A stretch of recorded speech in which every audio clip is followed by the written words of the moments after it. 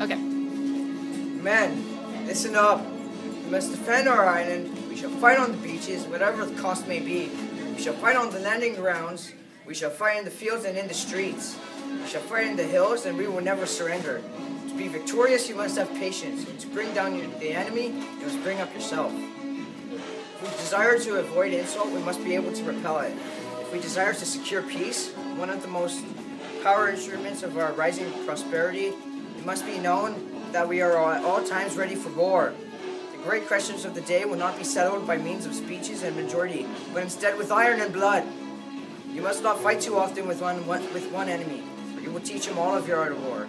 The supreme art of war is to bring them down before they get a glimpse of your art of war. War is cruelty. There is no trying to reform it. The crueler it is, the sooner it will be over. There is no ends to war. Peace never lasts long, but let's make it last a while. I am tired and sick of war. Its glory is all moonshine. It is only those who have neither fired a shot nor heard the shrieks and groans of the wounded, who cry aloud for blood, for vengeance, for desolation. War is hell. Let us end this war. But why are we in this war? For our freedom and people. And if it were not for you and men, everything would fall.